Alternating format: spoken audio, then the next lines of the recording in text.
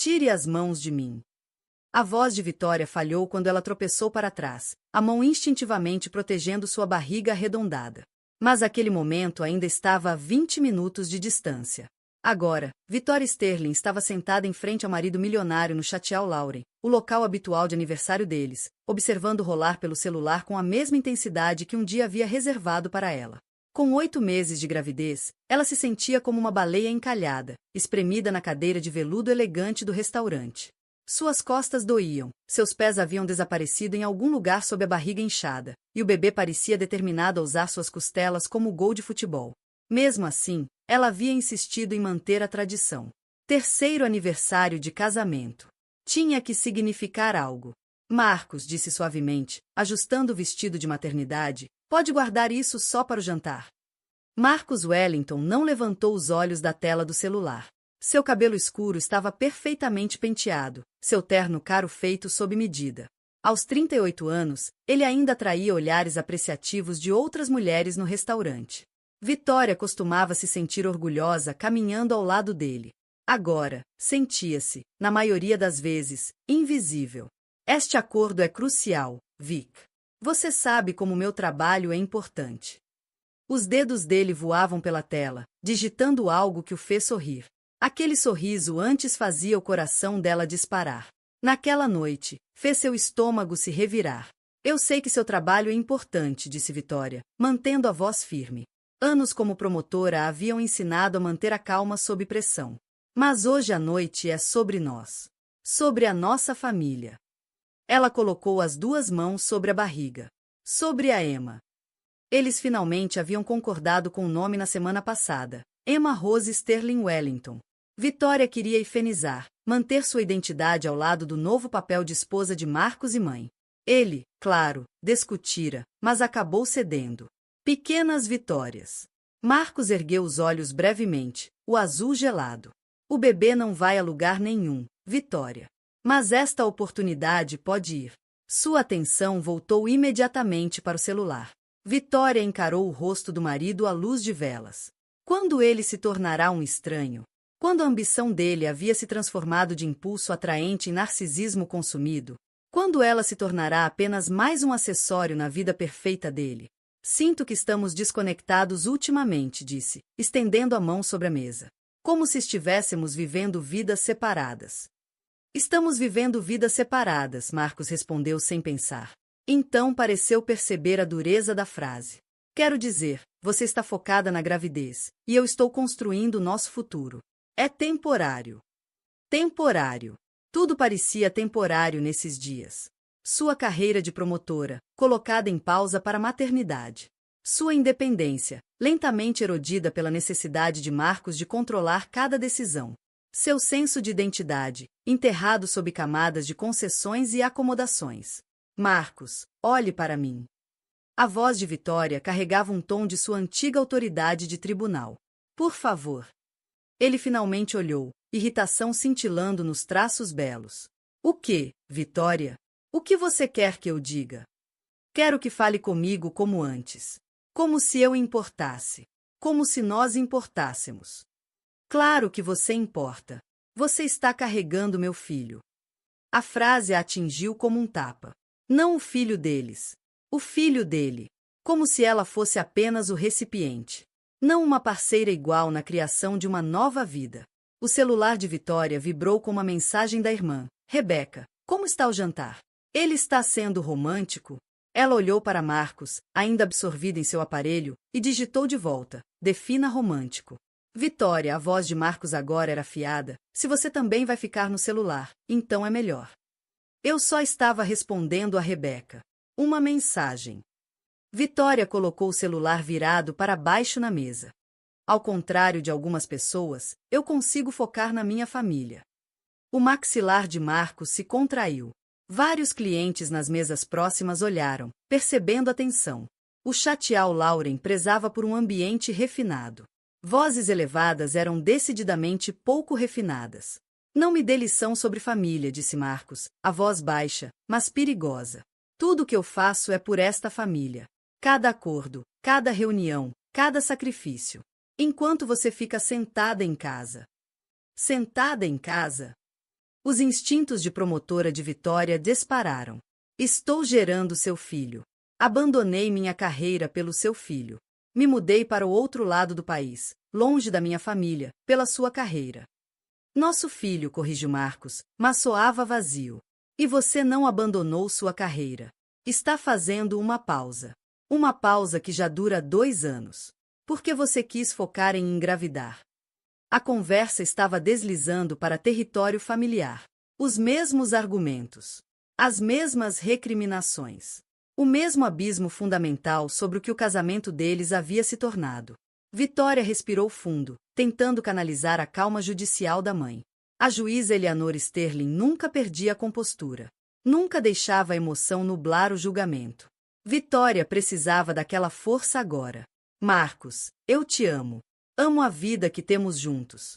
Mas sinto que estou desaparecendo. Como se estivesse me tornando alguém que não reconheço. Por um momento, algo brilhou nos olhos de Marcos. Arrependimento. Compreensão. Mas então o celular vibrou de novo, e sua atenção se fragmentou. Podemos falar sobre isso em casa? Este acordo. Que acordo? Vitória se inclinou para a frente, seu instinto jurídico captando algo no tom dele. Você disse que era a conta Morrison. Os dedos de Marcos pararam na tela. É a conta Morrison. Então por que no seu celular aparece Amber? O nome pairou no ar entre eles como fumaça. O rosto de Marcos ficou pálido, depois vermelho, depois frio como pedra. Você está lendo minhas mensagens agora? Seu celular está bem aí. A notificação apareceu. Vitória sentiu o gelo se espalhando pelo peito. Quem é Amber? Uma colega? Que tipo de colega manda mensagem às 9 horas no nosso aniversário? A compostura de Marcos se quebrou levemente. Vitória, você está sendo paranoica. Hormônios da gravidez, não. A voz de Vitória cortou a desculpa como uma lâmina. Não ouse colocar a culpa nos hormônios. Quem é ela?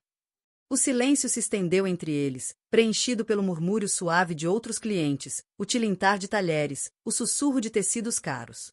Vitória observou o rosto do marido se transformar de defensivo para irritado, e então para algo mais sombrio. Ela não é ninguém, disse Marcos finalmente. Um contato de negócios.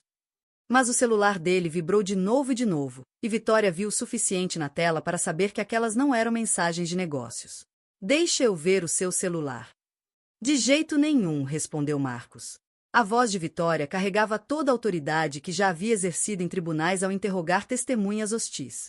Deixa eu ver o seu celular. Não, Vitória. Você não tem o direito de fazer exigências. Não tem o direito de me interrogar como se eu fosse algum criminoso. A palavra pairou entre eles, carregada de significado, porque Vitória já havia interrogado criminosos. Marcos se levantou abruptamente, a cadeira raspando alto no chão de mármore. O movimento foi violento bastante para que Vitória instintivamente se inclinasse para trás, uma mão protegendo a barriga. Eu não vou fazer isso, disse Marcos, a voz ecoando pelo restaurante. Não vou ficar aqui enquanto minha esposa grávida me acusa sabe-se lá de quê. Outros clientes agora olhavam abertamente. O maitre se aproximava da mesa com preocupação diplomática. Vitória sentiu o rosto queimar, mas também uma estranha clareza. Esse era o padrão de Marcos. Escalar até ela recuar, fazê-la ser o problema, forçá-la a pedir desculpas pelo comportamento dele. Não hoje. Sente-se, Marcos. Vamos conversar calmamente. Não me diga o que fazer. O rosto de Marcos estava corado, o cabelo cuidadosamente penteado caindo pela testa. Não use essa voz de promotora comigo. Eu não estou te processando, estou tentando entender. Entender o quê? Que você se tornou paranoica e controladora. Que a gravidez te deixou irracional. As palavras atingiram Vitória como golpes físicos. Irracional, paranoica, controladora. Todas as coisas que ele vinha chamando-a ultimamente, sempre que ela fazia perguntas razoáveis ou expressava preocupações legítimas. Estou grávida de 8 meses do seu filho, disse Vitória, levantando-se lentamente da cadeira. Mereço honestidade do meu marido. Você merece o que eu te dou. A máscara de Marcos estava se desfazendo por completo agora, revelando algo feio por baixo. Você vive na minha casa, gasta meu dinheiro, usa roupas que eu compro. Talvez devesse mostrar alguma gratidão em vez de brincar de detetive.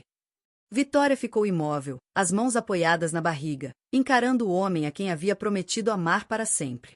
O restaurante havia silenciado ao redor deles, uma bolha de espanto envolvendo a mesa. Quero ir para casa, disse ela baixinho. Ótimo! Talvez assim você volte ao juízo. Vitória pegou a bolsa e o casaco, movendo-se com cuidado com o corpo grávido. Cada passo parecia deliberado, final. Ela estava se afastando de mais do que apenas o jantar. Estava se afastando da ilusão do casamento. Marcos a observou lutar com o casaco, sem mover um dedo para ajudar. O celular vibrou de novo, e os olhos dele desceram automaticamente para a tela. Amber de novo? Perguntou Vitória. Foi quando Marcos agarrou o pulso dela. Vitória tentou se soltar, mas o aperto dele se firmou, os dedos envolvendo o pulso como um torno, a pressão quase dolorosa, mas claramente controladora. Larga de mim, disse Vitória, a voz baixa mas clara no restaurante silencioso. Não terminamos de conversar. O rosto de Marcos estava a centímetros do dela agora, o hálito carregando o cheiro de vinho caro e raiva mal contida. Você não vai embora de mim. Vitória olhou para a mão dele em seu pulso, depois de volta para o rosto. Em seus dias de promotora, havia visto aquele momento incontáveis vezes em casos de violência doméstica. O instante em que o controle se tornava físico, o instante em que o abuso emocional cruzava a linha para algo mais sombrio. Marcos, sua voz estava firme apesar do medo subindo pela espinha. Larga do meu pulso. Agora. Ou o quê? Vai ligar para a mamãezinha, a juíza? O deboche na voz dele fez algo frio se instalar no peito de Vitória. A juíza Eleanor Sterling havia criado as filhas para serem mulheres fortes e independentes. Ela também lhes havia ensinado a reconhecer homens perigosos. Estou pedindo mais uma vez, solte. O aperto de Marcos afrouxou levemente, mas ele não a soltou. Ao redor deles, o restaurante havia ficado mortalmente silencioso. Os garçons pararam de se mover. Outros clientes fingiam se concentrar em suas refeições enquanto lançavam olhares discretos para o drama que se desenrolava. Você quer saber sobre a Amber? A voz de Marcos estava ficando mais alta novamente, seu controle se desfazendo a cada palavra. Ótimo! A Amber valoriza o que eu faço. A Amber não questiona cada decisão que eu tomo. A Amber não me faz sentir um criminoso na minha própria vida. Vitória sentiu as palavras como golpes físicos, mas seu treinamento jurídico entrou em ação. Documentar tudo, lembrar detalhes, manter a calma. Então existe algo a saber sobre a Amber. Ah! Não existe nada, Marcos se interrompeu, percebendo que havia confirmado o que Vitória suspeitava. O rosto dele escureceu ainda mais. Você está distorcendo tudo, me fazendo parecer o vilão. Eu não estou te fazendo nada. Estou apenas ouvindo o que você diz. O celular de Marcos vibrou novamente e novamente. A mão livre dele se moveu instintivamente em direção ao aparelho, depois parou. A luz de notificação piscava insistentemente. Ela está esperando você responder, observou Vitória. Cala a boca.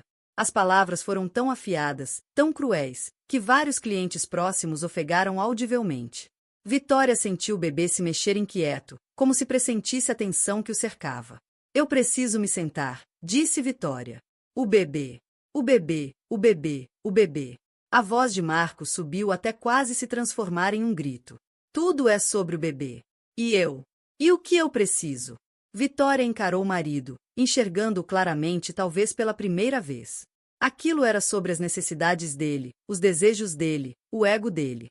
A gravidez, o casamento, até mesmo o bebê crescendo dentro dela. Tudo era sobre Marcus Wellington e sua fome narcisista por controle. O que você precisa é de ajuda, disse Vitória em voz baixa. Foi então que Marcos explodiu. Ajuda! A voz dele ecoou pelo restaurante, fazendo todas as cabeças se virarem. Eu preciso de ajuda? Eu não sou quem está fazendo acusações. Eu não sou quem está sendo paranoico e ciumento. Eu não sou quem... Senhor, Grace Campbell, a gerente do restaurante, apareceu ao lado da mesa com preocupação profissional. Talvez pudéssemos levar essa conversa para um lugar mais reservado. Marcos se virou para ela com uma fúria que fez a mulher recuar. Cuide da sua vida. Isso é entre mim e minha esposa. Marcos, por favor, começou Vitória. Não. Marcos girou de volta para ela, um movimento brusco e agressivo. Estou cansado de andar em ovos, cansado de ser tratado como inimigo, cansado de sua família achar que é melhor do que eu. Minha família não tem nada a ver com. Sua mãe me olha como se eu fosse lixo, sua irmã age como se eu fosse algum tipo de abusador, e agora você. A voz de Marcos se quebrou entre autopiedade e raiva.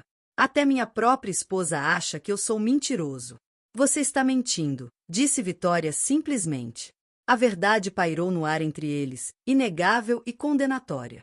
O rosto de Marcos passou por uma série de expressões: choque, negação, fúria e finalmente algo frio e calculista. Talvez eu esteja, disse baixinho. Talvez eu precise mentir, porque a verdade te machucaria. Vitória sentiu seu coração se partir e endurecer ao mesmo tempo. Que verdade? A verdade é que você não é a mulher com quem me casei. A verdade é que a gravidez te tornou carente, desconfiada e impossível de conviver. A verdade é que a Amber me faz sentir como um homem, em vez de uma carteira ambulante com uma lista de obrigações. Cada palavra foi calculada para ferir, entregue com precisão cirúrgica. Vitória as absorveu, catalogando a crueldade, a manipulação, a forma como ele transformava sua própria traição em culpa dela. Entendi, disse calmamente. Obrigada por ser honesto. Vitória se virou para sair, movendo-se lentamente com seu corpo grávido. Precisava se afastar daquele homem, daquele lugar, daquela cena que destruía os últimos resquícios de seu casamento. Mas Marcos não havia terminado. Não se atreva a virar as costas para mim. Ele agarrou o pulso dela de novo, mais forte desta vez. Já terminamos. Vitória tentou se soltar, mas Marcos a segurava firme. Outros clientes estavam de pé agora, percebendo o perigo. Grace Campbell levava a mão ao telefone. Solte ela! Gritou um homem em uma mesa próxima. Marcos o ignorou, apertando ainda mais o punho de Vitória. Você não tem o direito de decidir quando terminamos. Você não tem o direito de controlar isso. Eu não estou tentando controlar nada. Só quero ir embora. Para correr para sua mãe? Para me fazer parecer o vilão? Eu sei como sua família funciona, Vitória. Eu conheço o jogo. Vitória olhou nos olhos do marido e viu algo que a gelou até os ossos. Aquilo não era raiva passageira nem vergonha. Aquilo era quem Marcos Wellington realmente era quando a fachada cuidadosamente construída se quebrava. Esse era o homem com quem ela estava vivendo, com quem dormia, com quem planejava um futuro. O único jogo aqui é o que você vem jogando, disse Vitória. E eu terminei. Ela puxou o braço de novo, com mais força desta vez. Marcos segurava firme, os dedos cravando em sua pele. Ao redor, outros clientes se moviam, alguns sacando celulares, outros se posicionando para intervir. Por favor, disse Vitória, olhando diretamente nos olhos dele. Você está me machucando. Está machucando o bebê. Por um instante, a expressão de Marcos vacilou. Algum vestígio do homem com quem ela havia se casado pareceu emergir, reconhecendo o horror do que estava fazendo. O aperto afrouxou levemente. Foi nesse momento que Vitória se soltou. Mas Marcos, desequilibrado e consumido pela raiva, avançou para agarrá-la novamente. Vitória tropeçou para trás, seu corpo grávido desajeitado e vulnerável. Estendeu a mão para se apoiar, mas encontrou apenas o ar. A borda da mesa atingiu suas costas na parte inferior. Os olhos de Vitória se arregalaram em choque e dor ao sentir-se caindo. O tempo desacelerou enquanto suas mãos se moviam instintivamente para proteger a barriga, o corpo se torcendo na tentativa de amortecer a queda. Ela bateu forte no chão, o quadril e o ombro absorvendo a maior parte do impacto. A dor percorreu seu corpo, mas pior do que a dor física foi o líquido que começou a se espalhar sob ela. O restaurante mergulhou em silêncio absoluto. Vitória jazia no frio piso de mármore, uma mão na barriga e a outra embaixo de si, sentindo a umidade quente que só podia significar uma coisa. Oh, Deus, sussurrou. Oh, Deus, não.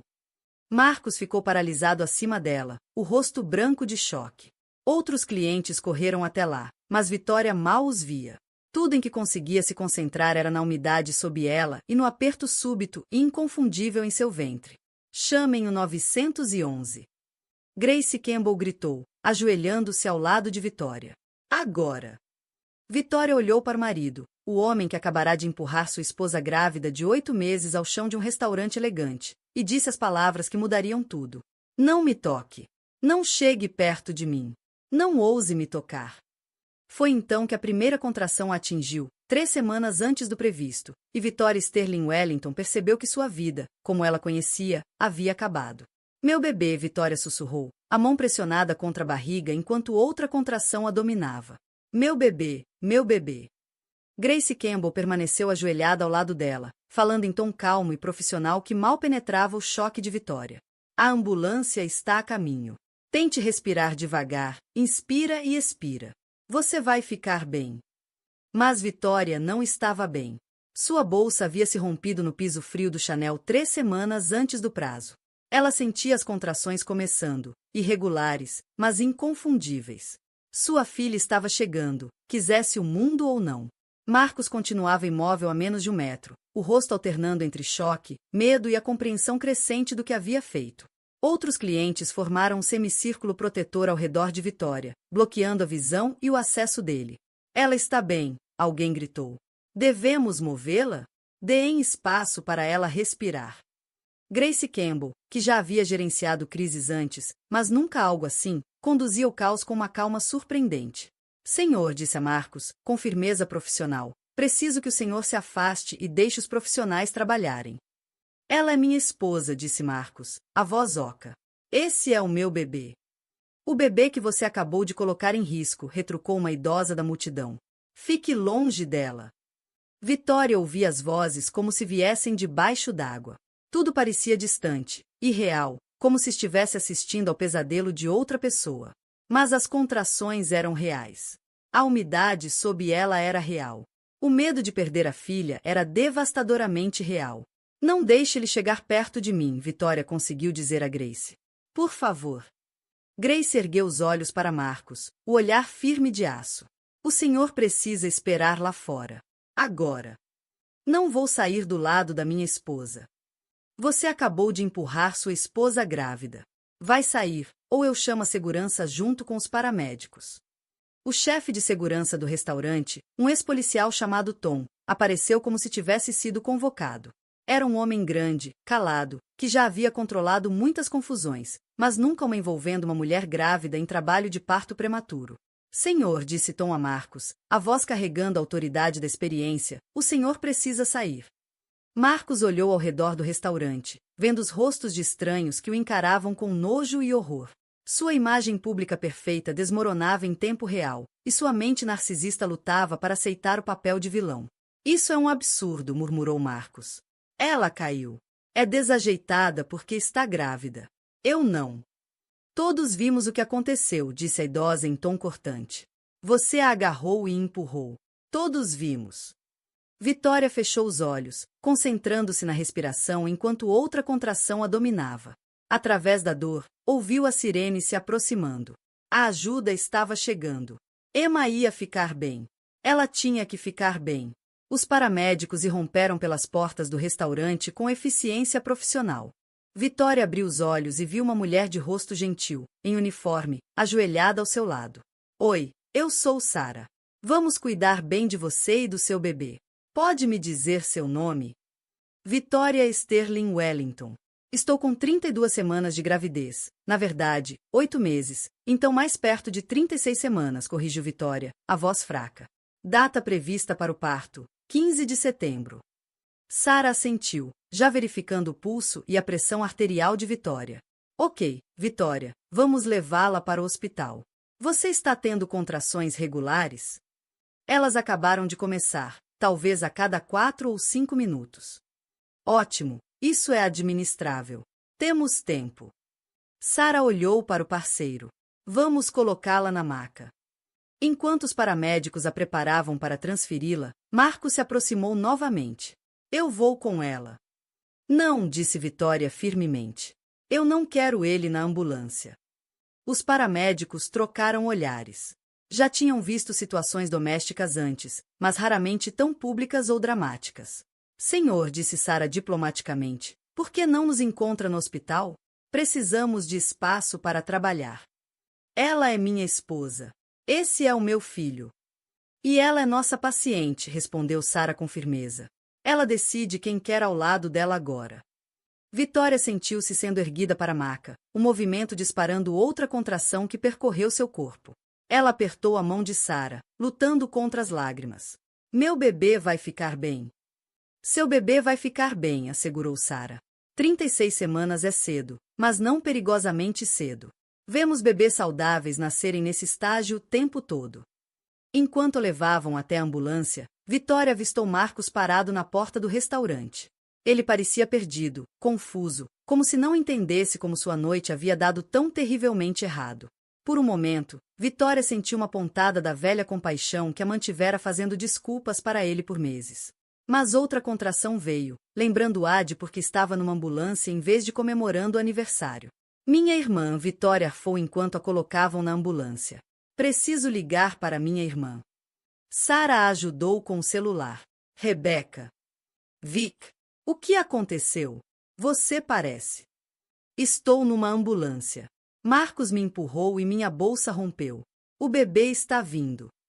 O silêncio do outro lado da linha foi ensurdecedor. Depois. Estou indo. Qual hospital? St. Mary's, gritou Sarah. St. Mary's, repetiu Vitória. Rebecca, pode ligar para a mamãe? Já estou discando. Vic, você está bem? Está machucada? Vitória olhou para o próprio corpo, catalogando as dores. O quadril e as costas latejavam pela queda, mas nada parecia quebrado ou gravemente lesionado. O bebê se movia, bom sinal. As contrações eram controláveis por enquanto. Estou bem. Nós dois estamos bem. Só estou assustada. Estarei aí em 20 minutos. Menos, se conseguir. A ambulância se afastou do restaurante, sirenes ecoando, levando Vitória para longe do casamento e em direção a um futuro incerto. Pela pequena janela, ela viu Marcos na calçada, o celular colado ao ouvido, provavelmente ligando para o advogado. O pensamento deveria deixá-la mais triste, mas apenas a deixou cansada. Tente descansar, aconselhou Sarah. Chegaremos ao hospital em 10 minutos, e você terá o melhor atendimento disponível. Vitória fechou os olhos e colocou ambas as mãos na barriga. Aguente firme, Emma sussurrou. Estamos quase lá. E quando você chegar, tudo vai ser diferente. Eu prometo. A ambulância correu pelas ruas da cidade, levando mãe e filha ao momento que mudaria tudo. Atrás delas, os destroços de um casamento jaziam espalhados pelo mármore de um restaurante caro, testemunhados por dezenas de estranhos que jamais esqueceriam o que viram. Na bolsa, o celular de Vitória vibrava com mensagens cada vez mais frenéticas de Marcos. Ela não leu nenhuma. Haveria tempo para advogados, batalhas de custódia e o complexo rescaldo do abuso depois. Agora, só havia Emma, lutando para nascer em um mundo que se tornará infinitamente mais complicado, mas também infinitamente mais honesto. A juíza Eleanor Sterling recebeu a ligação enquanto revisava processos em seu escritório. 25 anos no tribunal a haviam ensinado a compartimentalizar emoções, a manter a calma judicial diante de dramas e tragédias humanas. Mas quando ouviu a voz de Rebecca, tensa de pânico contido, toda a compostura profissional evaporou. Mãe, a Vitória está no hospital. O Marcos a empurrou e ela entrou em trabalho de parto prematuro. As palavras atingiram Eleanor como golpes físicos. Ela fora juíza de vara de família por mais de 2 décadas. Já tinha visto todas as formas de violência doméstica, todas as desculpas e justificativas que agressores usavam para racionalizar seus atos. Mas ouvir que sua própria filha, sua brilhante, forte e realizada filha, era vítima fez suas mãos tremerem de fúria. Qual o hospital? St. Mary's. Estou indo agora, mãe. Ela está assustada e sozinha. Já estou a caminho. Eleanor desligou e sentou-se por exatamente 10 segundos, permitindo-se aquele breve momento para sentir todo o peso da fúria e do terror maternos. Então ativou a calma judicial que a servirá durante toda a carreira, pegou as chaves e a bolsa, e dirigiu em direção ao hospital com a precisão controlada de alguém acostumada a lidar com crises. Durante os 15 minutos de viagem, sua mente catalogou tudo o que sabia sobre padrões de violência doméstica, precedentes legais e medidas de proteção previstas pela lei de família. Mas, sob a estrutura jurídica, queimava a fúria branca de mãe. Marcos Wellington estava prestes a descobrir o que acontecia quando se mexia com a filha de uma juíza. Eleanor chegou ao St. Mary's e encontrou Rebecca andando de um lado para o outro na sala de espera da maternidade, o rosto manchado de lágrimas e rímel. Rebecca era assistente social, lidava profissionalmente com crises familiares, mas ver a própria irmã como vítima havia destruído sua habitual compostura.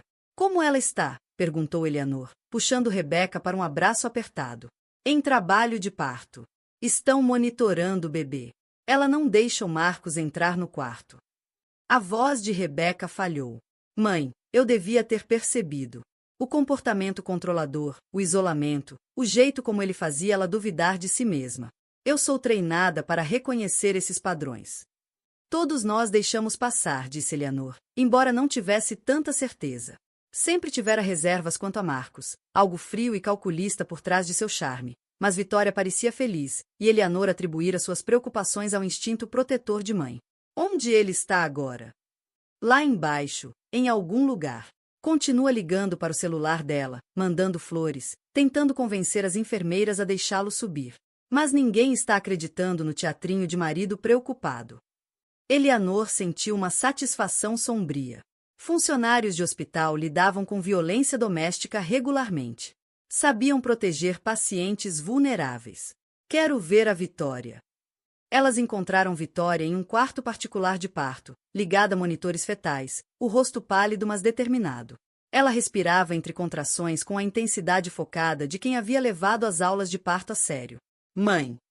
A voz de Vitória falhou quando viu Eleanor. Desculpa, eu devia ter. Pare! Eleanor se aproximou da cama e segurou a mão da filha. Você não tem nada pelo que se desculpar. Nada do que aconteceu hoje à noite foi culpa sua. A expressão da doutora. Foster permaneceu cuidadosamente neutra, mas Eleanor percebeu a tensão ao redor dos olhos dela. Vou precisar documentar qualquer lesão como parte do seu prontuário médico. É procedimento padrão em casos de violência doméstica. O termo clínico pairou no ar. Asterisco, asterisco, violência doméstica, asterisco, asterisco. Não problemas conjugais. Não uma discussão que saiu do controle. A realidade legal e médica do que Marcos havia feito. Ele está lá embaixo, disse Vitória baixinho, tentando subir. A segurança do hospital está ciente da situação, assegurou a doutora. Foster, ninguém entrará neste quarto sem o seu consentimento explícito. Eleanor apertou a mão da filha. O que você precisa de mim? Preciso que o Marcos fique longe de mim. Preciso saber que a Emma estará segura. E preciso, a voz de Vitória falhou, preciso saber que consigo fazer isso sozinha. Você não está sozinha, disse Rebeca, com ferocidade. Você tem a nós. Você tem apoio. Você tem opções. E você tem proteção legal, acrescentou Eleanor. Assim que estiver pronta, entraremos com uma ordem de restrição. Vitória assentiu, depois ofegou quando outra contração a dominou. Eleanor observou a filha respirar pela dor com uma combinação de orgulho e sofrimento. Vitória era forte, mais forte do que provavelmente percebia. Mas não deveria precisar ser. Mãe, disse Vitória quando a contração passou, preciso que saiba algo sobre esta noite. Sobre como Marcos agiu. Nunca o vi assim antes. A violência física, quero dizer. Mas o abuso emocional, o controle, a forma como me fazia sentir como se eu estivesse ficando louca, isso já vinha acontecendo há meses. Eleanor absorveu a informação com a calma treinada de uma juíza ouvindo um depoimento, mas por dentro a fúria continuava queimando. Há quanto tempo? Desde que engravidei. Talvez antes, mas piorou depois. Como se ele visse o bebê como competição pela minha atenção. Ou talvez só visse como outra forma de me controlar. Esse é um padrão comum, disse Rebeca suavemente. A gravidez muitas vezes intensifica o comportamento abusivo porque a vítima se torna mais vulnerável e dependente. A doutora Foster voltou, verificando o progresso de Vitória. Estamos chegando perto. Talvez mais 1 hora ou 2. Como se tivesse sido invocado pela menção de tempo, o celular de Vitória tocou. O nome de Marcos apareceu na tela. Não atenda, aconselhou Eleanor. Vitória encarou o aparelho, depois desligou completamente. Não consigo lidar com ele agora. Preciso focar na Emma. Boa escolha, disse a doutora. Foster, o estresse pode complicar o parto. Você precisa focar em si mesma e no seu bebê. Na hora seguinte, as contrações de Vitória se intensificaram. Eleanor e Rebeca se revezaram segurando suas mãos, oferecendo pedrinhas de gelo e dando o tipo de apoio inabalável que Vitória não tinha há meses. Às 23h30, a doutora Foster anunciou que era hora de empurrar. Sua filha está pronta para conhecer você, disse com um sorriso. Emma Rose Sterling Wellington entrou no mundo às 23h47, na noite que deveria ter sido aniversário de casamento dos pais. Pesava 2,5 quilos, e seu primeiro choro foi forte e indignado, como se protestasse contra as circunstâncias de sua chegada precoce. Ela é linda, sussurrou Eleanor, lágrimas escorrendo pelo rosto enquanto via a neta ser colocada no peito de Vitória. Vitória olhou para a filha com assombro e feroz instinto de proteção. Emma tinha cabelos escuros como os de Marcos, mas os traços delicados de Vitória. Era pequena, mas perfeita, os dedinhos se estendendo no ar, os olhos semicerrados contra a claridade das luzes do hospital. Olá, minha menina, Vitória sussurrou. Eu sou sua mamãe. E vou te manter segura. Eu prometo. Enquanto a doutora Foster e as enfermeiras concluíam os procedimentos pós-parto, Eleanor saiu para o corredor para fazer uma ligação. Precisava colocar certas engrenagens em movimento antes que Marcos percebesse que seu acesso à esposa e à filha seria legalmente restringido. Mas antes, permitiu-se um momento de pura alegria de avó. Emma estava saudável. Vitória era forte. E Marcus Wellington estava prestes a aprender o que acontecia quando aterrorizava a família de uma juíza. Eleanor tirou o celular do bolso e discou para o detetive Paul Morrison, um velho amigo da família, quem se especializava em casos de violência doméstica. Paul, aqui é Eleanor Sterling. Preciso da sua ajuda. Minha filha foi agredida esta noite pelo marido, e eu quero que ele seja preso. O detetive Paul Morrison conhecia Victoria Sterling desde que ela tinha 8 anos, quando Eleanor havia sido recém-nomeada juíza da vara de família e Paul ainda era um jovem policial novato. Ele havia visto Vitória crescer e se tornar uma promotora formidável, assistido ao seu casamento com Marcus Wellington e embalado a pequena Emma no colo em batizados e festas de fim de ano. Por isso, dirigir até o hospital St. Mary's às 3 da manhã para prender o marido de Vitória era uma das tarefas mais difíceis de seus 20 anos de carreira. Paul era um homem corpulento que escolhera a aplicação da lei para proteger pessoas como Vitória, mulheres inteligentes e bem-sucedidas que, de alguma forma, ainda assim se viam presas em relacionamentos abusivos, apesar de toda sua educação e conquistas profissionais. Ele já tinha visto isso acontecer muitas vezes para se surpreender, mas nunca deixava de ser devastador. Marcos estava no saguão do hospital quando Paul chegou, andando de um lado para o outro e fazendo ligações cada vez mais agitadas, provavelmente para o advogado. Ele havia trocado a roupa cara do jantar por uma polo amassada e uma calça caque, parecendo mais um marido preocupado do que o executivo milionário de tecnologia cujas fotos estampavam capas de revistas. Mas Paul aprenderá a ler linguagem corporal, e a postura de Marcos gritava culpa e desespero, não preocupação genuína. Marcus Wellington. Paul se aproximou com calma profissional. Marcos ergueu os olhos, o rosto passando por confusão, reconhecimento e cálculo. Detetive Morrison. O que faz aqui? Preciso falar com você sobre o incidente no Chateau Lauren esta noite. Incidente? A voz de Marcos subiu.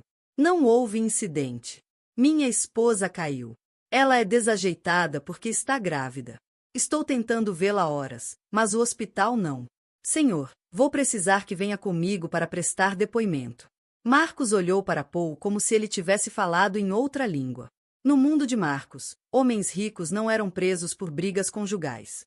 Eles faziam doações para associações de policiais, jogavam golfe com juízes e deixavam que seus advogados resolvessem qualquer contratempo. Eu não vou a lugar nenhum. Minha esposa acabou de ter um bebê. Eu preciso. Senhor Wellington, você está preso por agressão doméstica e por colocar em risco a vida de um nascituro. Paul começou a ler os direitos de Miranda enquanto o rosto de Marcos passava por uma impressionante variedade de expressões: choque, indignação, descrença e... O processo de entrada na cadeia do condado foi uma revelação para Marcos. Revistas íntimas, impressões digitais, fotos de ficha criminal, todas as indignidades que pessoas comuns enfrentavam ao cometer crimes. Suas roupas caras foram trocadas pelo uniforme laranja da prisão, e seu cabelo perfeitamente penteado logo estava desgrenhado e sem lavar. Quero meu advogado. Exigiu pela 15ª vez. Seu advogado já foi notificado, respondeu Paul, com paciência. Ele o encontrará amanhã na audiência de custódia. Audiência? Eu não vou ficar aqui a noite toda. Mas Marcos ia, sim. Passou a primeira noite como réu encolhido em um beliche estreito de cadeia, ouvindo o ronco do companheiro de cela e tentando entender como sua vida perfeita havia implodido em menos de 12 horas. Enquanto isso, no hospital, Vitória aprendia a amamentar enquanto Rebeca ajudava a documentar cada detalhe do comportamento crescente de Marcos nos últimos meses. Criaram uma linha do tempo de controle, isolamento e abuso emocional que se tornaria prova crucial nos processos legais que viriam. Ele tirou meus cartões de crédito no mês passado, lembrou Vitória. Disse que queria simplificar nossas finanças, mas, na verdade, queria controlar cada centavo que eu gastava. Abuso financeiro clássico, observou Rebeca, anotando tudo. O que mais? Ele monitorava minhas ligações, especialmente com você e a mamãe. Dizia que eu estava fofocando sobre o nosso casamento em vez de trabalhar nos problemas. Tática de isolamento. Estava cortando você do seu sistema de apoio. Vitória olhou para Emma dormindo pacificamente em seus braços. Apesar de ter nascido 3 semanas antes do previsto, os médicos da UTI neonatal haviam declarado que ela estava surpreendentemente saudável, com pulmões fortes e bons reflexos. Só precisaria de alguns dias de observação antes de ir para casa. Asterisco casa. Asterisco Vitória percebeu que já não tinha certeza de onde isso era. A casa estava no nome de Marcos, cheia das coisas dele, projetada em torno das preferências dele. Ela havia aberto mão de seu apartamento quando se casaram, vendido a maior parte de seus móveis, mesclado sua vida tão completamente a dele que perderá a noção de onde terminava Vitória e começava a senhora Wellington. Onde eu vou morar? Perguntou de repente. Eleanor ergueu os olhos dos documentos legais que revisava. Comigo, pelo tempo que precisar. Seu quarto de infância está exatamente como você deixou. Mamãe, eu tenho 32 anos, com um bebê recém-nascido. E você é minha filha, que precisa de apoio agora. Não há vergonha nenhuma em aceitar ajuda. A doutora Foster entrou com os últimos resultados dos exames de Emma. Está tudo perfeito. Ela é uma menina forte. Provavelmente vamos dar alta amanhã à tarde. E quanto ao Marcos? Ele vai poder? Já entrei com um pedido de ordem de proteção emergencial, disse Eleanor com firmeza. Ele não poderá chegar a menos de 150 metros de você ou da Emma. Vitória sentiu um turbilhão de alívio e tristeza. Sempre sonhar em levar seu primeiro filho para casa em uma família amorosa, não fugir de um marido abusivo com uma ordem de restrição e escolta policial. Fico pensando na mulher que eu era, disse Vitória baixinho. A promotora que mandava homens como Marcos para a cadeia. Como eu me tornei a vítima? Você não se tornou nada, respondeu Rebeca com firmeza. Você sobreviveu. Reconheceu o perigo e tirou a si mesma e a Emma dele. Isso exige uma força incrível. O telefone de Eleanor tocou. O nome de Paul Morrison apareceu na tela. Ele foi preso e fichado, relatou Paul. Passou a noite no presídio do condado. O advogado dele provavelmente conseguirá soltá-lo sob fiança esta manhã. Mas as acusações são sérias. Com as testemunhas do restaurante e os ferimentos da Vitória, temos um caso sólido. Quais são as acusações específicas? Agressão doméstica, perigo à menor não nascida e estou acrescentando perseguição com base no assédio que vocês documentaram. Se ele violar a ordem de restrição, volta direto para a prisão. Vitória sentiu algo que não experimentava há meses. Asterisco, asterisco, segurança, asterisco, asterisco. O dinheiro e as conexões de Marcos não podiam comprá-lo dessa vez. O sistema finalmente estava funcionando para protegê-la, em vez de habilitar o agressor. Emma se mexeu em seus braços, fazendo sons pequenos que logo se transformariam em choro se não fosse atendida. Vitória ajustou a posição, oferecendo seio, observando maravilhada a filha bocanhar com fome determinada. Ela sabe o que quer, observou Rebeca com um sorriso. Ela puxou isso da mãe, disse Eleanor, orgulhosa. Vitória olhou para a filha e sentiu algo mudar dentro de si, uma proteção feroz, ao mesmo tempo terna e intensa. Emma cresceria sabendo que a mãe havia escolhido asterisco asterisco segurança em vez de convenções sociais, coragem em vez de conveniência, verdade em vez das mentiras confortáveis asterisco asterisco que quase as destruíram. Eu vou ficar bem, disse Vitória, mais para si mesma do que para os outros. Nós vamos ficar bem. O primeiro gosto real de consequências para Marcus Wellington veio às 8 horas da manhã, quando seu advogado poderoso, James Bradford, o encontrou na sala de consulta da prisão. Bradford era tudo que Marcus havia pago, terno caro, diploma de Harvard, conexões pelo sistema judiciário. Mas nem ele conseguiu disfarçar a preocupação diante das acusações. Isso é grave, Marcus, disse sem rodeios. Agressão doméstica com testemunhas. Perigo à menor. Agora acusações de perseguição. A imagem é péssima. Marcos, ainda vestindo o uniforme laranja e com a barba por fazer, estava irreconhecível, distante do executivo polido que estampara capas de revistas. Isso tudo foi exagerado. A Vitória caiu porque é desajeitada. Mulheres grávidas perdem o equilíbrio. Bradford consultou as anotações com a expressão cansada de quem já ouvirá todas as desculpas. 17 testemunhas viram você segurar o pulso dela e empurrá-la. As câmeras de segurança gravaram tudo. A gerente deu um depoimento descrevendo seu comportamento agressivo durante toda a noite. Estão todos mentindo. Marcos, ouça com atenção. Pare de falar sobre o que aconteceu e comece a pensar em controle de danos. O conselho da sua empresa está se reunindo esta manhã para discutir sua conduta. Os investidores estão fazendo perguntas. Isso não vai desaparecer. A realidade começou a penetrar na névoa narcisista. Sua vida perfeita, a empresa de sucesso, o casamento de prestígio, a imagem pública cuidadosamente construída, estava desmoronando porque ele não conseguiu controlar o temperamento por uma noite. E quanto à custódia da minha filha? Sua filha? Bradford ergueu a sobrancelha. A criança que você colocou em risco ao agredir a mãe? Você terá, no máximo, visitas supervisionadas. Isso se evitar a prisão. Marcos encarou o advogado com confusão genuína. Em sua mente, ainda era vítima de uma esposa vingativa e de sua família poderosa. Não conseguia compreender que suas ações tinham consequências reais. Bradford pagou a fiança 2 horas depois, e Marcos saiu da prisão encontrando uma pequena multidão de repórteres. Alguém havia vazado a história. Asterisco milionário da tecnologia preso por violência doméstica asterisco era o tipo de escândalo que vendia jornais e atraía cliques. Senhor Wellington, tem algum comentário sobre as acusações? A coletiva foi um desastre épico, transmitida ao vivo nas notícias locais, publicada nas redes sociais e repercutida por veículos nacionais em poucas horas. A tentativa de controlar a narrativa se transformará em evidência devastadora de seu caráter e mentalidade. No St. Mary's, Vitória assistiu à coletiva no celular, Emma dormindo em seus braços. Cada palavra era como mais um prego no caixão do casamento, mas também estranhamente libertador. Marcos estava mostrando ao mundo quem realmente era, eliminando qualquer dúvida sobre sua decisão de deixá-lo.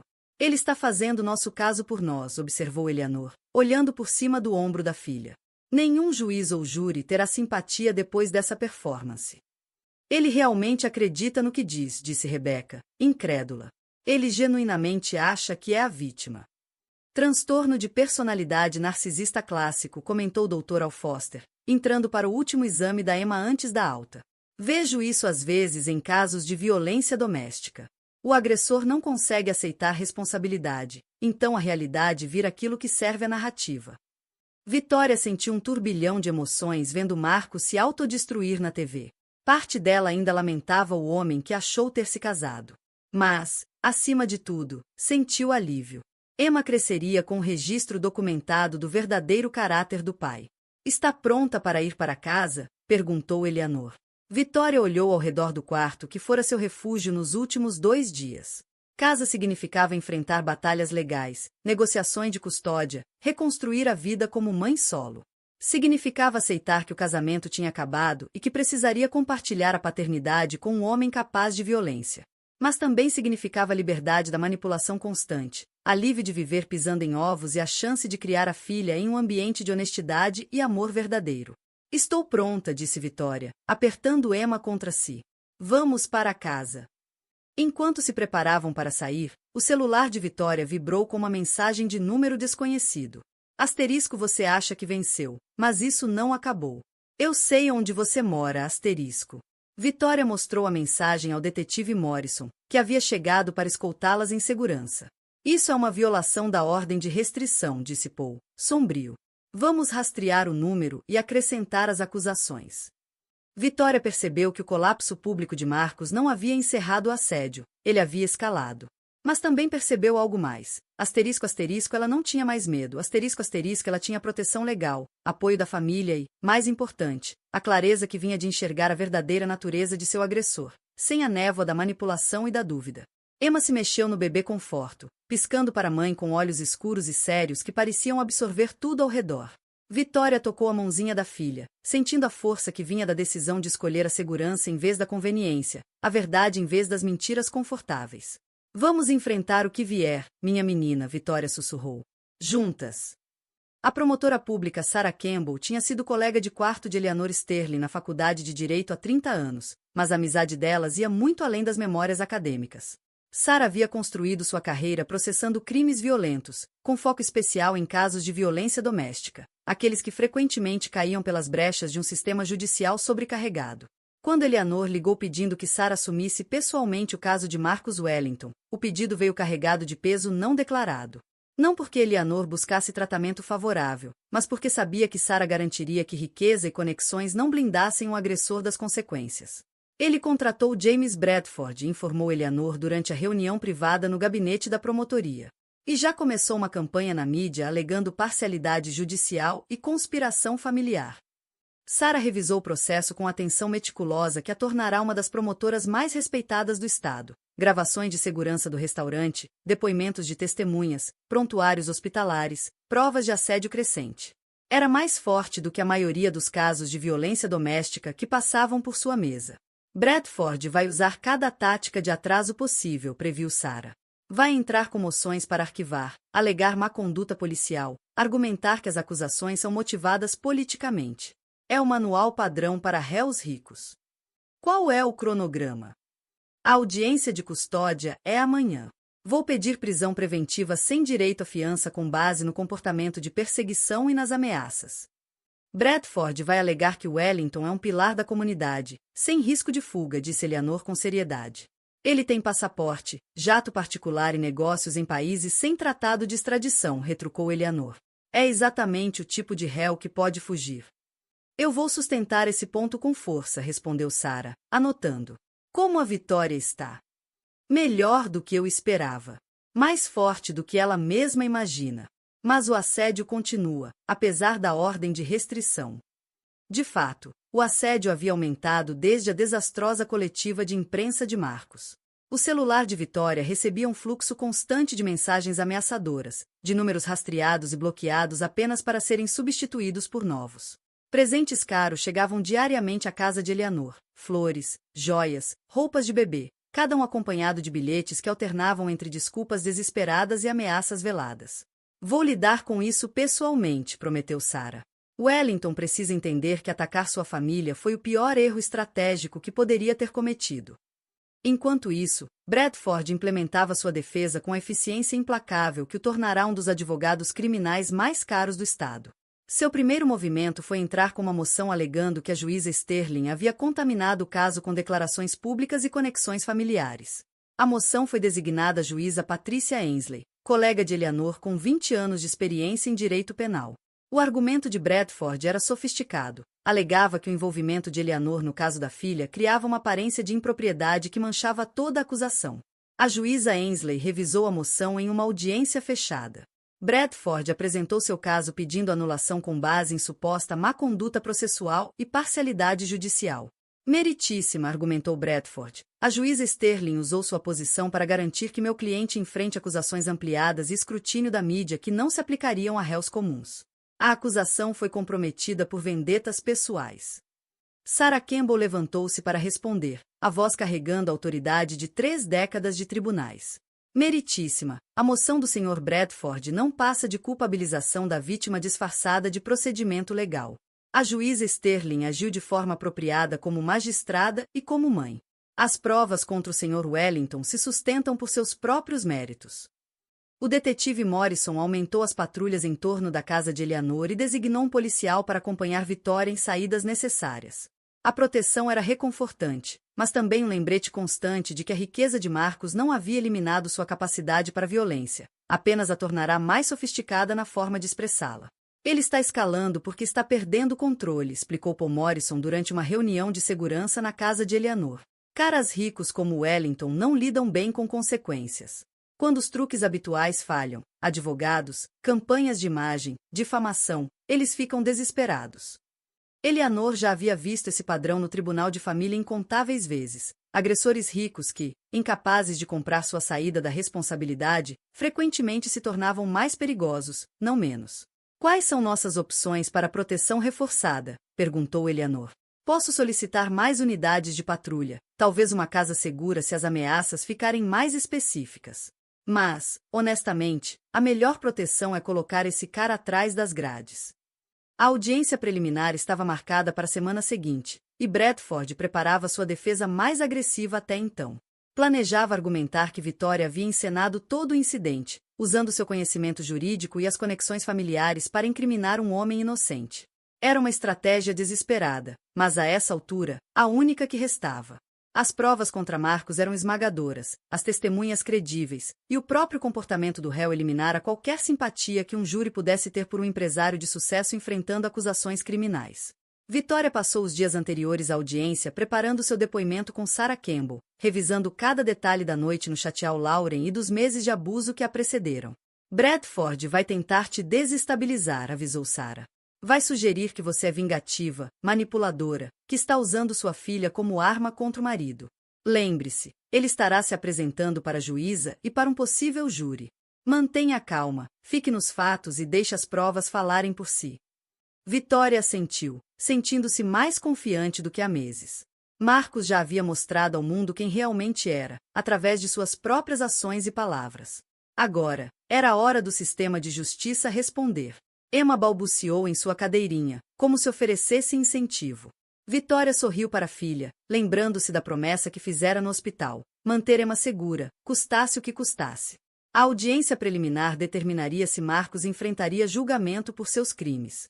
Mas Victoria já havia conquistado a vitória mais importante, sua liberdade de um casamento abusivo, e a certeza de que havia escolhido coragem em vez de conveniência, verdade em vez de mentiras confortáveis. Agora era a hora de deixar a justiça seguir seu curso. O tribunal estava lotado além da capacidade para o que deveria ter sido apenas uma audiência preliminar de rotina. O caso de Marcus Wellington havia capturado a atenção pública de uma forma que deixava os oficiais da corte nervosos. Casos de violência doméstica raramente atraíam tanta atenção da mídia, mas a combinação de riqueza, conexões familiares no judiciário e as declarações inflamadas de Marcus transformará tudo em um espetáculo. A juíza Patricia Ainsley observava a multidão com autoridade severa que mantivera a ordem em sua corte por 2 décadas. Reconhecia repórteres, colegas da área jurídica e curiosos que acompanhavam a história pelas redes sociais e noticiários locais. Este é um tribunal de justiça, não um teatro, anunciou a juíza Ainsley. Quem perturbar o andamento será imediatamente removido. Marcos sentava-se à mesa da defesa ao lado de James Bradford, parecendo cada centímetro um empresário de sucesso, apesar das circunstâncias. Seu terno caro estava perfeitamente ajustado, o cabelo arrumado com precisão profissional. Mas Victoria notou a tensão nos ombros dele, o leve tremor nas mãos quando achava que ninguém estava olhando. Victoria se sentou na seção reservada às testemunhas com Eleanor e Rebecca, enquanto Emma dormia tranquilamente no bebê conforto. Apesar do ambiente formal, vários fotógrafos tentaram tirar fotos do bebê, mas a segurança do tribunal os bloqueou com firmeza. Sarah Campbell levantou-se para apresentar o caso da acusação, a voz carregando a autoridade de quem havia lutado por vítimas de violência doméstica durante toda a carreira. Meritíssima, as provas mostrarão que Marcus Wellington agrediu sua esposa grávida durante uma altercação violenta no restaurante Chateau Lauren. 17 testemunhas observaram o réu agarrar o pulso da senhora Wellington e empurrá-la para trás, fazendo com que ela caísse e entrasse em trabalho de parto prematuro. Sarah apresentou as provas de forma meticulosa, gravações de câmeras de segurança, depoimentos de testemunhas, registros médicos documentando os ferimentos de Victoria e uma linha do tempo do assédio crescente após a prisão de Marcus. Bradford levantou-se para responder, sua estratégia imediatamente clara. Meritíssima, meu cliente é vítima de uma acusação vingativa orquestrada pela família Sterling. A juíza Eleanor Sterling usou sua influência para transformar uma discussão conjugal privada em acusações criminais. A acusação pairou no ar como fumaça. Essencialmente, Bradford alegava que todo o caso era uma conspiração judicial, que Eleanor havia corrompido o processo para perseguir o genro. A expressão da juíza Ainsley permaneceu neutra, mas Victoria percebeu o leve apertar nos olhos. Atacar uma colega respeitada era uma estratégia perigosa, que poderia se voltar contra ele de forma espetacular. A defesa mostrará que a senhora Wellington é manipuladora e vingativa, continuou Bradford, usando seu conhecimento jurídico e conexões familiares para destruir a reputação e os interesses comerciais do meu cliente. Victoria sentiu o familiar surto de dúvida que a havia perseguido durante todo o casamento. O advogado de Marcos estava usando as mesmas táticas que o próprio Marcos havia usado, fazê-la questionar suas percepções, sugerir que sua reação ao abuso era pior do que o próprio abuso. Mas então ela olhou para Emma, lembrando-se do momento em que sua filha nasceu 3 semanas antes do previsto porque o pai a havia empurrado ao chão de um restaurante. A prova física da violência de Marcos estava literalmente dormindo em seus braços. Sarah Campbell chamou sua primeira testemunha, Grace Campbell, a gerente do restaurante que havia se ajoelhado ao lado de Victoria no chão de mármore. Eu vi o réu agarrar o pulso da senhora Wellington, testemunhou Grace. Ela tentou se soltar, mas ele segurou firme. Depois a empurrou para trás. Ela bateu na mesa antes de cair no chão. O contra-interrogatório de Bradford foi agressivo, mas ineficaz. Grace já havia lidado com situações de crise e não se deixava intimidar por advogados caros ou insinuações de mentira. Senhora, não é possível que a senhora Wellington simplesmente tenha perdido o equilíbrio? Mulheres grávidas são notoriamente desajeitadas. Senhor, eu vi um homem empurrar sua esposa grávida ao chão. Eu sei o que vi. O testemunho mais prejudicial veio do detetive Morrison, que descreveu o comportamento de Marcos durante e após a prisão. O réu não demonstrou nenhum arrependimento ou preocupação com a condição da esposa, declarou Paul. Seu foco principal foi em gerenciar sua imagem pública e evitar consequências legais. Bradford fez repetidas objeções, alegando que as declarações estavam fora de contexto, mas a juíza indeferiu, permitindo que o júri ouvisse exatamente que tipo de homem Marcus Wellington era quando sua fachada cuidadosamente construída se rompia. Quando Sarah terminou a apresentação da acusação, a juíza Ainsley chamou um breve intervalo. As provas eram esmagadoras: imagens em vídeo, múltiplas testemunhas, registros médicos e um padrão de assédio crescente que demonstrava perigo contínuo para Victoria e Emma. A defesa de Bradford se limitava a assassinato de reputação e teorias conspiratórias cada vez menos críveis. Durante o intervalo, Marcos tomou uma decisão que selaria seu destino. Contra o forte conselho de seu advogado, decidiu testemunhar em sua própria defesa. Eu posso explicar o que realmente aconteceu, disse Marcos a Bradford. Essas pessoas estão mentindo sobre mim. Preciso esclarecer tudo. Bradford sabia que era um erro. A personalidade narcisista de Marcos o tornava incapaz de assumir responsabilidade, e seu senso de direito ficaria evidente para qualquer júri. Mas não podia impedir o cliente de depor se ele insistisse. Quando a corte retomou, Bradford anunciou que a defesa chamaria Marcus Wellington ao banco das testemunhas. Victoria observou o marido jurar dizer a verdade, perguntando-se se ele ainda era capaz de reconhecê-la. Sua realidade havia se distorcido tanto pelo narcisismo e pelo interesse próprio que ele parecia acreditar nas próprias mentiras.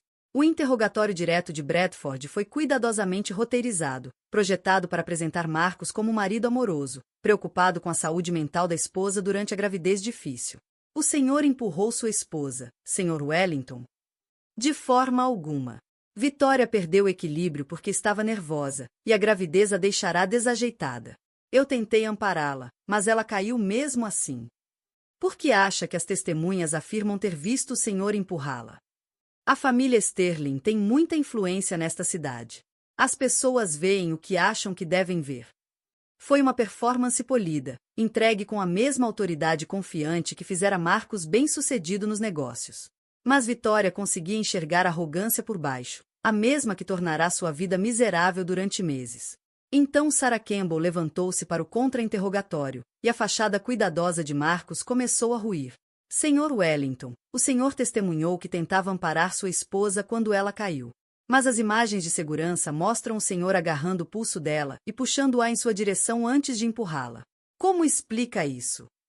A compostura de Marcos vacilou. As imagens não são claras. As pessoas estão interpretando gestos normais como comportamento agressivo. 17 pessoas interpretaram seus gestos normais como agressão. Todas elas estão erradas? Todas foram influenciadas pela reputação da família da minha esposa. Sarah avançou para um território ainda mais perigoso.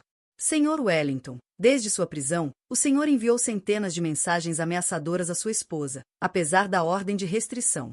Apareceu em locais que ela frequenta. Enviou presentes indesejados à sua casa. O senhor considera esse comportamento normal? Bradford protestou, mas a juíza Ainsley indeferiu. O assédio era diretamente relevante para o caráter de Marcos e para o perigo que representava Victoria e Emma. Eu estava tentando me comunicar com minha esposa sobre nosso casamento e nossa filha, respondeu Marcos. Um homem tem o direito de contatar sua família, mesmo quando esse contato é legalmente proibido e causa medo. A Vitória está usando tecnicalidades legais para me afastar da minha filha. Ela é vingativa, manipuladora, e está sendo apoiada pela família corrupta. A sala de audiências caiu em silêncio. Marcos havia acabado de demonstrar exatamente o tipo de pensamento que o tornava perigoso. A crença de que seus desejos superavam os direitos de todos os outros, inclusive as proteções legais para vítimas de violência doméstica. Sarah pressionou a vantagem. Senhor Wellington, o senhor assume alguma responsabilidade pelos eventos no restaurante Chatial Lauren? Assumo a responsabilidade por ter me casado com uma mulher que usou a gravidez e a influência da família para destruir minha vida, respondeu Marcos, com fúria mal contida. Bradford fazia gestos frenéticos, tentando sinalizar para o cliente parar de falar, mas Marcos estava fora de controle. Meses de ressentimento e feridas narcisistas transbordavam em plena corte. O senhor acredita que fez algo de errado em seu casamento? Fui paciente demais com a manipulação da Vitória, compreensivo demais com a interferência da família dela, permissivo demais com comportamentos que seriam inaceitáveis em qualquer outra pessoa. Vitória ouviu o depoimento do marido com uma mistura de tristeza e alívio. Ali estava o verdadeiro Marcos, um homem incapaz de assumir responsabilidade, de ter empatia ou remorso genuíno. Ela havia tomado a decisão certa ao deixá-lo, independentemente do custo pessoal. Quando Sarah Campbell encerrou o contra-interrogatório, Marcos praticamente havia se condenado com suas próprias palavras.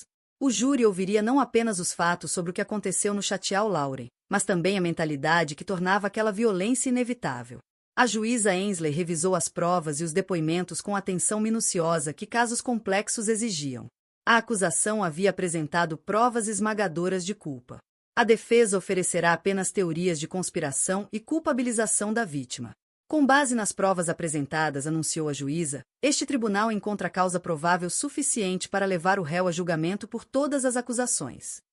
O rosto de Marcos empalideceu. Ele realmente acreditava que sua riqueza, seus advogados e sua habilidade de encantar pessoas o protegeriam das consequências.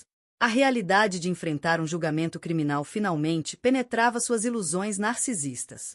Bradford pediu fiança até o julgamento, argumentando que Marcos era um empresário respeitado com fortes laços comunitários. Sarah Campbell levantou-se para se opor com todas as ferramentas à sua disposição. Meritíssima, o réu violou ordens de restrição, engajou-se em. O som do martelo ecoou pela sala lotada. Marcos olhou em choque enquanto os oficiais se aproximavam para levá-lo de volta à prisão. Sua vida perfeita de riqueza e privilégios acabará de colidir com a realidade da justiça, e a justiça estava vencendo.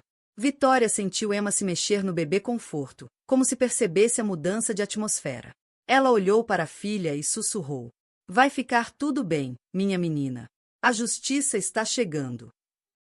O julgamento de Marcus Wellington começou 3 meses depois, no fim do inverno, quando as árvores do lado de fora do tribunal estavam nuas e o ar carregava a promessa de neve. Vitória havia passado esses meses aprendendo a ser mãe solo enquanto se preparava para a batalha legal que determinaria o destino de Marcos e, por extensão, o futuro de Emma. Emma havia prosperado, apesar das circunstâncias de seu nascimento. Com 5 meses, era um bebê rechonchudo e feliz, com cabelos escuros e o queixo determinado da mãe. Adaptara-se à vida com a avó e a tia, cercada de amor e estabilidade que nunca teria conhecido na presença volátil do pai. Vitória também havia mudado. A mulher assustada e manipulada que deixará o Chatial Lauren em uma ambulância fora substituída por alguém mais forte e consciente de seu próprio valor. Ela começou a fazer terapia como especialista em recuperação de violência doméstica, entrou para um grupo de apoio a sobreviventes de abuso e iniciou o lento processo de reconstrução de sua identidade. O tribunal estava ainda mais lotado para o julgamento do que para a audiência preliminar. O caso de Marcos havia se tornado um símbolo de questões maiores: violência doméstica, desigualdade de riqueza, o tratamento de réus privilegiados pelo sistema judicial. Caminhões de imprensa alinhavam-se nas ruas, e a segurança fora reforçada para lidar com a tensão. Marcos parecia diferente após 3 meses no presídio do condado. Seus ternos caros haviam sido substituídos por um amassado paletó fornecido pelo defensor público. O cabelo, antes impecavelmente arrumado, estava desgrenhado. O rosto perderá a confiança lisa que a riqueza mantinha. A prisão havia sido uma lição dura para um homem que nunca enfrentará consequências reais. James Bradford havia abandonado o caso 6 semanas antes, citando diferenças irreconciliáveis com o cliente. A tradução era simples: Marcos ficará sem dinheiro para pagar advogados caros. O conselho de sua empresa o havia demitido após a audiência preliminar. Seus bens estavam congelados devido a litígios civis de investidores fraudados, e o IRS investigava suas práticas financeiras. Sua substituta era Karen Mills, uma defensora pública competente especializada em casos sem esperança. Ela revisou as provas com profissionalismo e aconselhou Marcos a se declarar culpado em troca de redução de acusações. Ele recusou, ainda acreditando que poderia encantar o júri e se colocar como vítima. Sarah Campbell abriu o julgamento com clareza devastadora. Senhoras e senhores do júri, este caso é sobre poder e controle. Sobre um homem que acreditava que sua riqueza e status lhe davam o direito de ferir sua esposa grávida quando ela se recusava a se submeter à sua autoridade. Sarah apresentou as provas de forma metódica: gravações do restaurante, depoimentos de testemunhas, registros médicos e o padrão de assédio que continuará mesmo após a prisão de Marcos. Cada peça se somava à outra, formando um quadro esmagador de culpa. O testemunho mais poderoso veio da própria Vitória. Ela usava um vestido azul marinho simples, transmitindo competência profissional ao mesmo tempo em que reforçava sua imagem de mãe. Emma estava na galeria com Rebecca, ocasionalmente emitindo sons que lembravam a todos exatamente o que Marcos havia colocado em risco com sua violência. Ele agarrou meu pulso quando tentei sair, testemunhou Vitória, a voz firme apesar do peso emocional de reviver aquela noite. Quando puxei para me soltar, ele me empurrou para trás. Bati na mesa e depois caí no chão. Karen Mills conduziu um contra-interrogatório respeitoso, mas havia pouco que pudesse fazer para abalar a credibilidade de Vitória. Ela respondeu a cada pergunta com calma e honestidade, sem defensividade ou raiva que pudessem sugerir vingança. Senhora Wellington, não é verdade que seu casamento já estava em crise muito antes do incidente no restaurante? Sim, é verdade.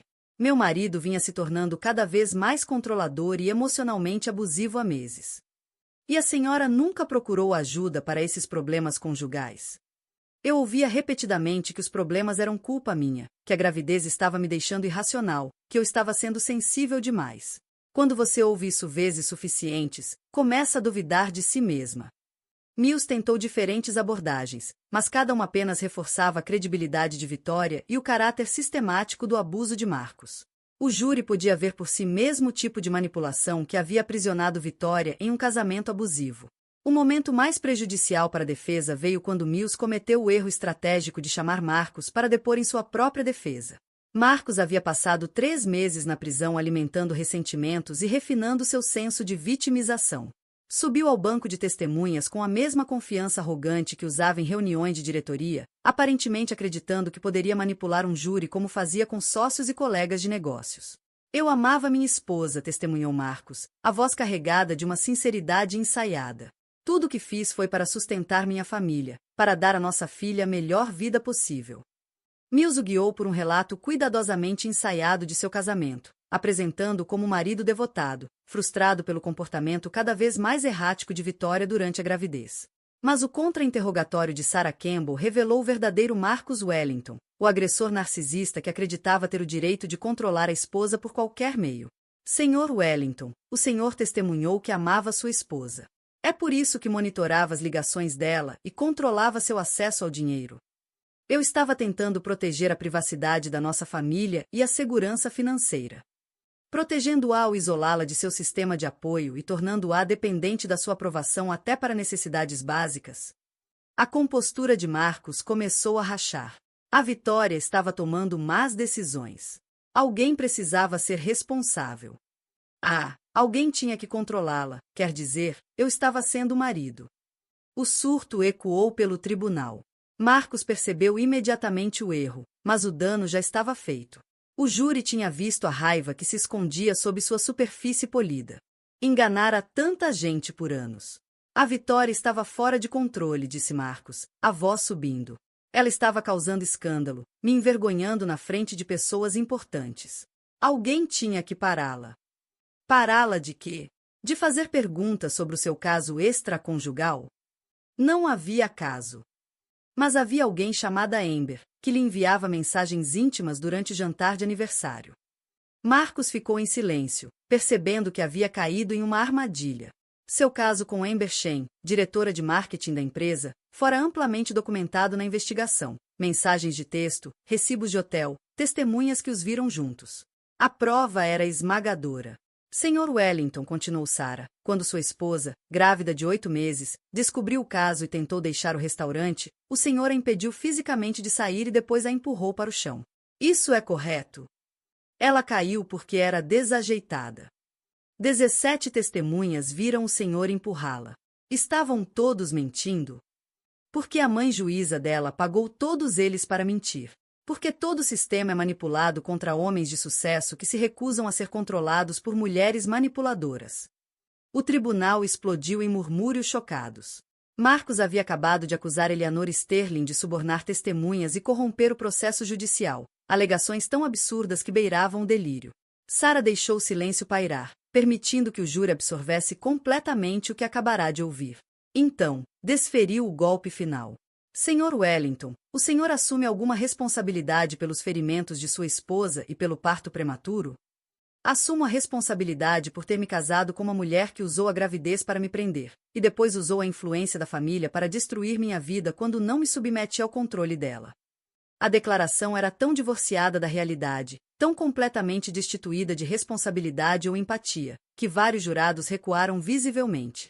Marcos acabará de demonstrar porque era perigoso, não apenas por sua capacidade de violência, mas por sua total incapacidade de reconhecer a humanidade de suas vítimas. Karen Mills tentou conter o dano durante o reexame, mas era irreversível. Marcos havia se condenado com suas próprias palavras, revelando a mentalidade que tornava a violência doméstica inevitável. O julgamento terminou com os argumentos finais que resumiram tudo o que o júri havia aprendido. Sarah Campbell falou diretamente às provas. Senhoras e senhores do júri, Marcus Wellington acredita que seus desejos importam mais do que a segurança da esposa. Acredita que sua raiva justifica a violência. Acredita que seu status lhe dá direito de controlar outro ser humano. As provas mostram exatamente o que acontece quando essas crenças encontram resistência.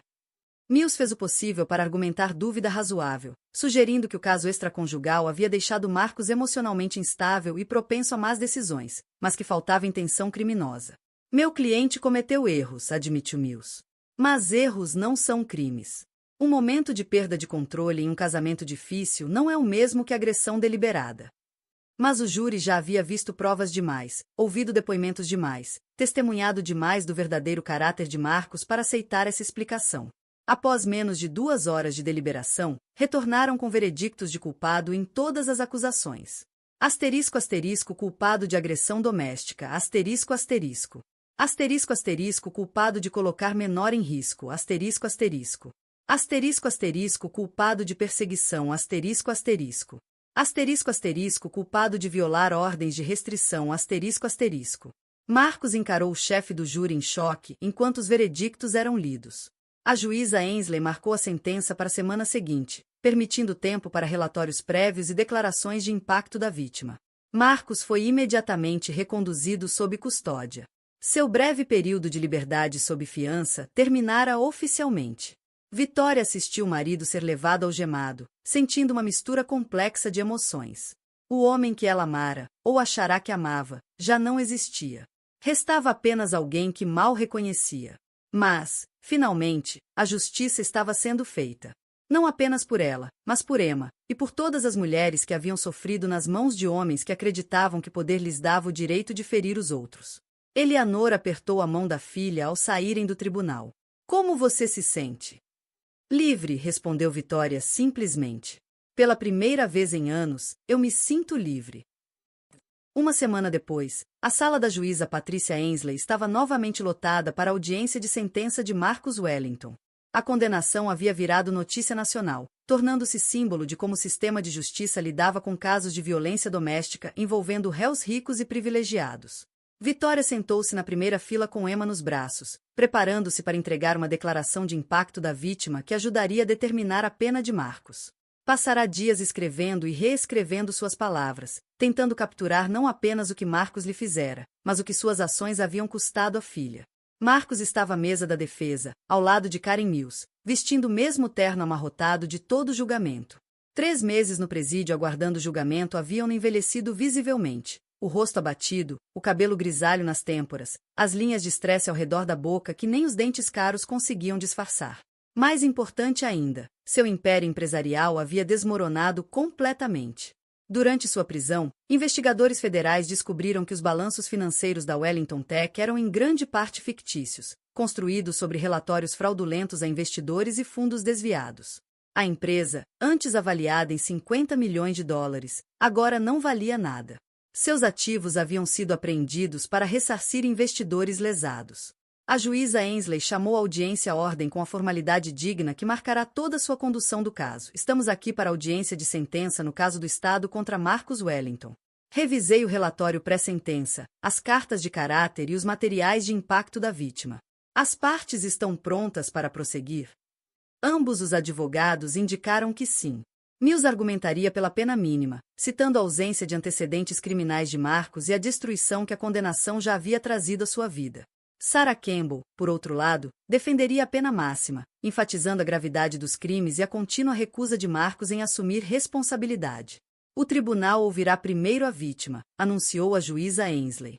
Victoria levantou-se lentamente, Emma nos braços, e aproximou-se do púlpito.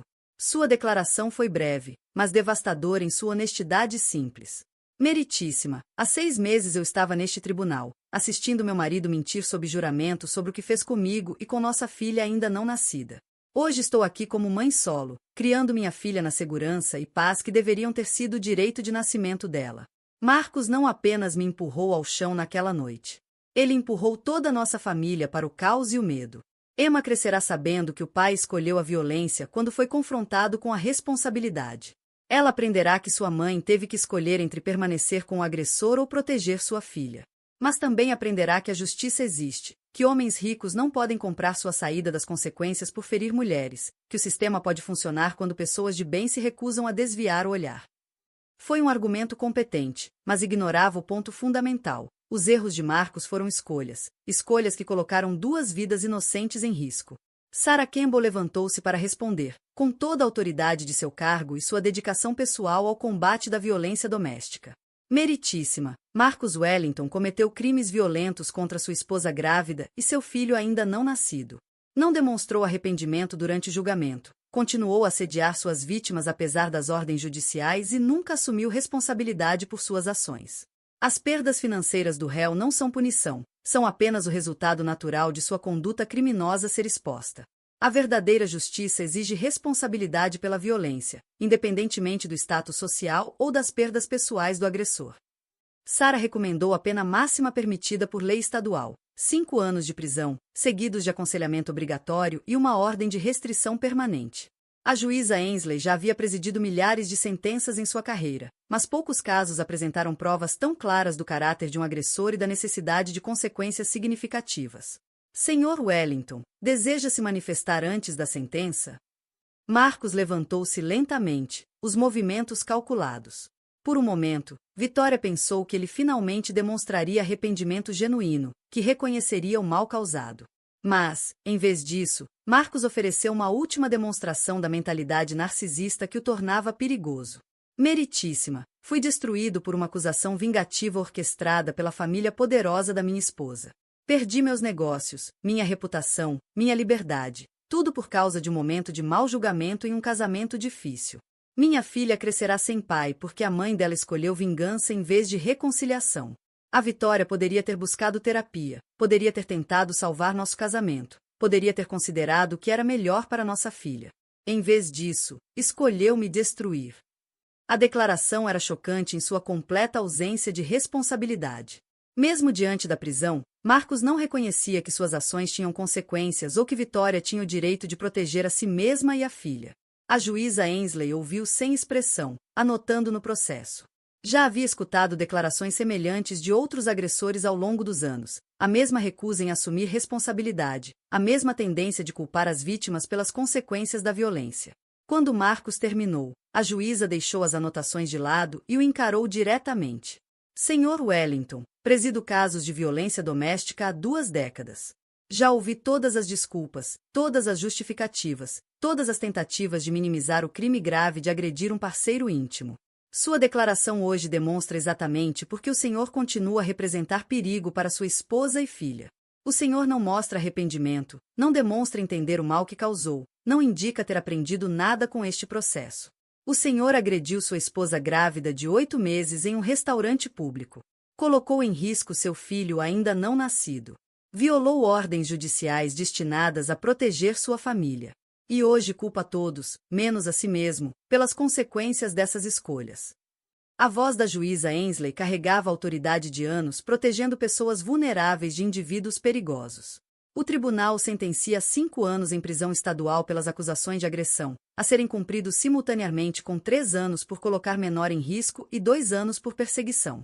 O senhor cumprirá um mínimo de 4 anos antes de se tornar elegível para a liberdade condicional. Após sua soltura, ficará sujeito a 5 anos adicionais de liberdade condicional supervisionada. Está permanentemente proibido de contatar Victoria Sterling ou sua filha, exceto por meio de visitas supervisionadas aprovadas pelo tribunal, e apenas se concluir aconselhamento de controle da raiva e demonstrar reabilitação genuína. O senhor pagará restituição integral por despesas médicas, custos legais e medidas de segurança contínuas necessárias para proteger suas vítimas. O som do martelo ecoou pela sala lotada, como finalidade absoluta Marcos encarou a juíza Ainsley em choque, aparentemente ainda incapaz de compreender que sua riqueza e status não haviam conseguido protegê-lo de consequências reais. Quando os oficiais se aproximaram para escoltá-lo de volta à prisão, ele cometeu um último erro fatal. Sua fúria narcisista, contida durante todo o processo formal, explodiu por completo. Isso é corrupção! Gritou Marcos, debatendo-se contra os oficiais. Eleanor Sterling comprou esse resultado. Victoria é uma mentirosa manipuladora. Senhor Wellington. A voz de aço da juíza Ainsley cortou sua explosão. O senhor está em desacato ao tribunal. Adicionem 6 meses à sentença. Marcos continuou gritando ameaças e acusações enquanto era arrastado para fora da sala. Sua última aparição pública confirmava exatamente o que a acusação havia sustentado sobre seu caráter e perigosidade. Victoria observou o colapso do marido com uma clareza triste. Aquele era o verdadeiro Marcos quando sua fachada cuidadosamente construída era despida. Um homem tão consumido pela ferida narcisista que não conseguia existir quando o mundo se recusava a se curvar à sua vontade. Do lado de fora do tribunal, Victoria falou brevemente à imprensa reunida nos degraus. A justiça foi feita hoje, disse simplesmente. Minha filha e eu finalmente podemos seguir em frente, sabendo que o sistema funcionou para nos proteger quando mais precisamos. 6 meses depois, Victoria recebeu uma ligação do detetive Morrison que forneceu o capítulo final na história de autodestruição de Marcos. O IRS concluiu a investigação, relatou Paul. A Wellington Tech foi construída sobre fraude em larga escala, relatórios falsos a investidores, desvio de fundos de pensão, sonegação fiscal que já dura anos. Ele não era apenas um agressor doméstico, Victoria. Era também um criminoso do colarinho branco que roubou milhões de pessoas que confiavam nele. A notícia deveria ter sido chocante, mas Victoria sentiu apenas um reconhecimento cansado. A disposição de Marcos em abusar da esposa fazia parte de um padrão maior, a crença de que tinha direito a tudo o que desejava, não importando quem fosse ferido. O que isso significa para a sentença dele? Perguntou Victoria. Os promotores federais estão preparando acusações adicionais. Ele pode pegar mais 10 a 15 anos além do que já cumpre por tê-la machucado. Victoria desligou o telefone e olhou para Emma, agora andando e balbuciando suas primeiras palavras. Sua filha cresceria sabendo que o pai estava na prisão, mas também cresceria em um lar cheio de honestidade, respeito e amor verdadeiro. 1 ano depois daquela noite no ***Chatial Laure ***, Victoria havia construído uma nova vida, menor em aparência, mas infinitamente mais autêntica do que seu casamento jamais fora. Voltou a trabalhar em meio período como defensora de vítimas, usando suas habilidades jurídicas e sua experiência pessoal para ajudar outras mulheres a navegar no processo complexo de escapar de relacionamentos abusivos. Ela manteve o nome fenizado, ***Sterling Wellington ***, não por apego a Marcos, mas como um lembrete de sua própria força e sobrevivência. Emma cresceria conhecendo seu nome completo e sua história completa, entendendo que sua mãe havia escolhido coragem em vez de conforto, verdade em vez de mentiras convenientes. No primeiro aniversário de Emma, Victoria estava no mesmo hospital onde sua filha havia nascido, voluntariando com outras sobreviventes de violência doméstica. O trabalho era difícil, mas significativo. Ajudar mulheres diante das mesmas escolhas impossíveis que ela própria enfrentará naquela noite no restaurante. Emma cambaleou até ela com um livro ilustrado, os olhos escuros brilhando de curiosidade pelo mundo. Vitória levantou a filha para o colo e abriu o livro na primeira página. Era uma vez uma menininha cuja mamãe a amava o bastante para mantê-la segura, não importava o custo. Emma gargarejou alegremente, sem compreender as palavras, mas respondendo ao amor e à segurança na voz da mãe. Do lado de fora da janela do hospital, a cidade se estendia até o horizonte, cheia de possibilidades e promessas. Vitória havia aprendido que o amor não era aceitar tudo ou perdoar todas as traições. Às vezes, amor significava ter coragem de dizer basta, de escolher a segurança acima das expectativas sociais, de proteger o inocente mesmo quando isso partia o coração. Enquanto lia para a filha a luz suave da tarde, Vitória sabia que ambas estavam exatamente onde deveriam estar, livres, seguras e cercadas por pessoas que entendiam que o verdadeiro amor significava nunca ter que escolher entre sua segurança e seu valor. A justiça havia sido feita. Mas, mais importante ainda, uma nova vida havia começado, construída sobre a verdade, a coragem e o amor feroz de uma mãe que escolhera o futuro da filha em vez do conforto do agressor. Emma virou a página com dedinhos curiosos, ansiosa pelo próximo trecho da história. Vitória sorriu e continuou lendo, sabendo que os melhores capítulos de suas vidas ainda estavam por vir.